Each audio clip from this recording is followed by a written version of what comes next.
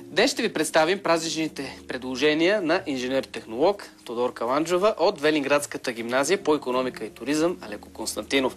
Нейната страст е кулинарията. Добре дошла и честит празник! Благодаря. Как се чувстваш в нашата кухня? Ние се познаваме от много години. Аз много неща съм научил от теб и те уважавам много като специалист и като преподавател.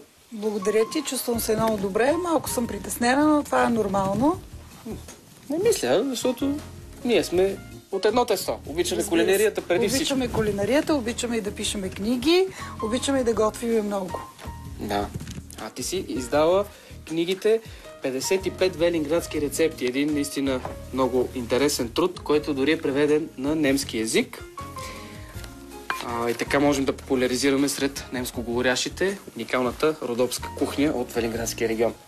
Това беше един австрийски проект с един великолепен екип. Сме работили 55 велинградски рецепти в чест на 55 години от създаването на Велинград. Чудесно. А другата книга или по-скоро учебник е ръководство по сервиране. Да, пак с екип, пак по българо-австрийски проект. Ние работихме, знаеш, прекрасно с тези колеги.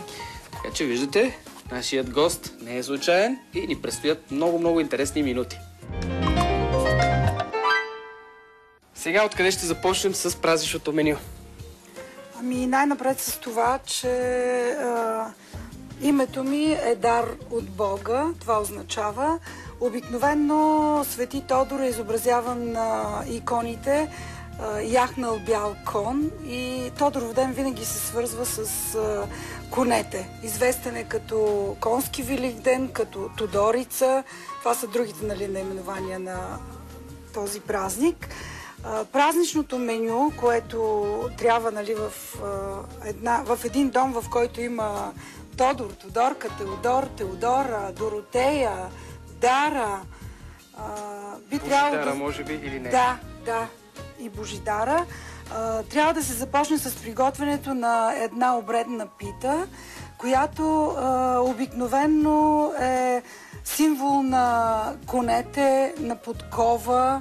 Има една такава символична форма. Или пък украсата на тази обредна пита се приготвят малки кончета, детелини, клинци. Това са пирончета, с които трябва да се подкуват.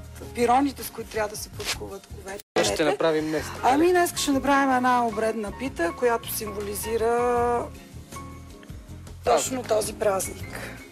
Най-напред ще замесиме тесто, ако обичаш някоя по-голяма лъжица. Да. Ще замесим едно тесто, банично тесто, което... Виж сега, тази дали ще ти свърши работа? На мен ми е много удобно. Имам и други, разбира се. Ще замесиме най-напред банично тесто от брашно, което предварително сме го пресяли. Това банично тесто, обикновено тесто от брашно и вода и малко оцет, малко солчица и вода, от него трябва да приготвиме, ако обичаш, една лъжичка оцет, за да може да се точи, да се разтяга. Една лъжичка захар, захар, за да може да се разтяга. Да, за да може да се разтяга, ще сложим оцет, малко солчица. Една лъжичка. И за домакините, които не могат да месят тесто, искам да дам един съвет. Не го месете. Не си купувайте готовото тесто. Когато започнете да приготвяте тесто, количеството на водата и на брашното трябва да бъде отношение 1:2 в полза на брашното. Приблизително. Примерно, ако е половин килограм брашното, около 250 грама трябва да бъде водата. Сега ще замесиме тесто.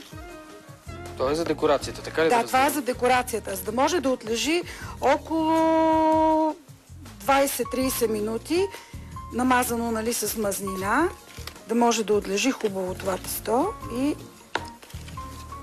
И ще видим какво се случва Да, по-късно с него. По-късно с него ще приготвим тази украса. Това банично тесто трябва да бъде малко по-твърдо, за да може, нали, да се формуват после, да се разточи кора и да станат хубави фигурите. На няколко пъти го разрязваме с ножа, за да може да излезат.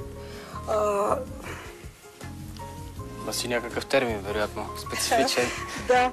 Това напрежение, което има в тестото, от натиска, който сме оказали върху него, трябва да излезе напрежението и затова, нали, на няколко пъти се нарязва и с ножа. Сега ще си избърша ръцете. Ти предполагам, че не знаеш как се... Не. С салфетки не става. Когато месиш тесто, винаги с брашно и се изчистват всички полепнали тестото. Викат им валчета някои. Валчета, не знам. На мен така са ми казвали. И аз преди години го чувам. А сега, ако обичаш да ми помогнеш, какво трябва да се случи? Искам да го намажеш с мазнина, да го завиеш в фолиото и в една чиника да отлежава. А ние ще пристъпим към замесването на тестото с мая. Съответно, е необходима по-голяма тава. Да, по-голяма тава. Тази това не ми трябва, ще го пресеем брашното после и ще го използваме още. Както се казва, по предназначение. По предназначение, да. Значи правим подкова. Да, ще направим една конска подкова с фигурки, с 3 фигурки кончета, с слънчице, с детелинки, с 2 пиленца малки, защото аз имам 2 прекрасни деца. И символично ще ги изобразя върху питата, за да са здрави.